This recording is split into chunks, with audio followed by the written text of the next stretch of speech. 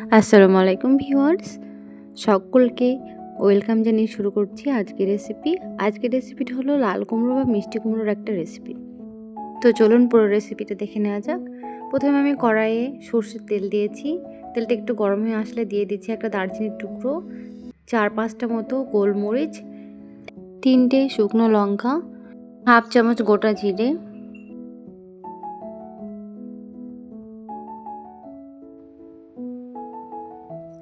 ভাজা হয়ে গেছে। এবার আমি দিয়ে দেবো পেঁয়াজ। আমি এখানে 2টো মিডিয়াম সাইজের পেঁয়াজ নিয়েছি, পাতলা পাতলা করে কেটে নিয়েছি।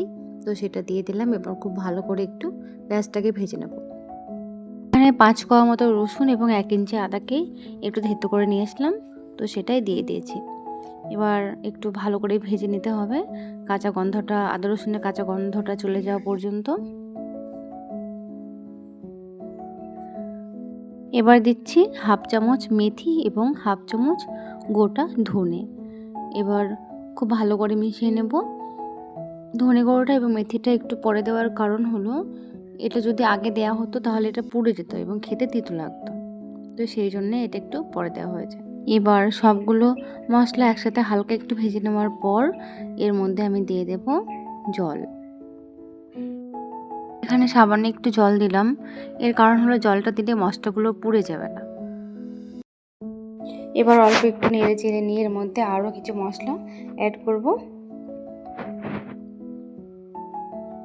প্রথমে দিয়ে দেব হাফ চামচ হলুদ গুঁড়ো, 1 চামচ লঙ্কা গুঁড়ো, একটু ভালো করে মিশিয়ে নেব। এরপর দেব স্বাদ মতো লবণ। এবার মশলাটাকে ততক্ষণ ধরে কষাতে হবে যতক্ষণ না মশলা থেকে একটা তেল ছাড়ছে।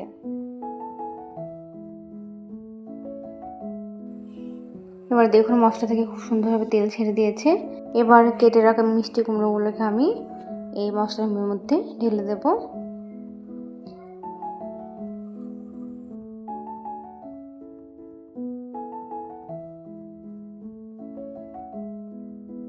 এবার খুব ভালো করে মশলার সাথে কুমড়োগুলোকে মাখিয়ে নেব নেড়ে চেড়ে, যাতে মশলার সাথে কুমড়োটা খুব ভালো করে মিশে যায় এবং মশলাগুলো কুমড়োর ভিতরে ঢুকে যায়।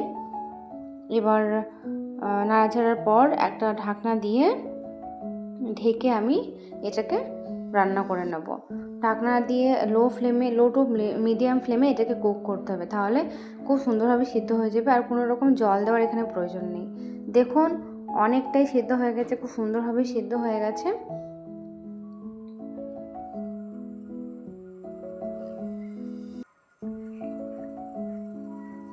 এবার আমি দিয়ে দিচ্ছি চিনি। এখানে 1 চামচের থেকে একটু কম চিনি দিয়েছি। এবার দিচ্ছি হাফ চামচ গরম মশলা পাউডার। খুব ভালো করে মিশিয়ে নেব।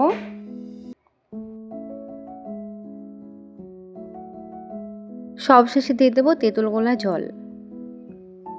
একটু অল্প পরিমাণে একটু তেঁতুলকে জলে গুলে নিয়েছিলাম, তেঁতুলের যে কাঠটা সেটা জলের সাথে মিশিয়ে নিয়ে সেটা দিয়ে দিচ্ছি। আপনারা চাইলে এখানে আমচুর পাউডারটা দিতে পারেন তেঁতুলের পরিবর্তে। এই আমচুর পাউডারটা দিলে ভালো হয়, কিন্তু এই মুহূর্তে আমার কাছে ছিল না বলে আমি দিতে পারিনি, তাই তেঁতুলগুলো জলটা দিয়েছি। তো যেটা ইচ্ছা দেওয়া যাবে। তো রান্নাটা আমার একদম কমপ্লিট হয়ে গেছে। এবার অন্য একটা প্লেটে পরিবেশন করে নিচ্ছি।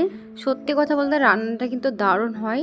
আমি রান্নাটা শিখেছিলাম যখন আমি পাঞ্জাব ছিলাম, হাজব্যান্ডের ওখানে পোস্টিং ছিল, তো সেখান থেকে আমি শিখেছিলাম। একবার যখন আমি খেয়েছিলাম রান্নাটা আমার দারুণ লেগেছিল, তো সেখান থেকে আমার রেসিপিটা জেনে নেওয়া। আপনারা এই রেসিপিটা ফলো করে বাড়িতে একবার ট্রাই করুন, দেখবেন খেতে দারুণ হবে।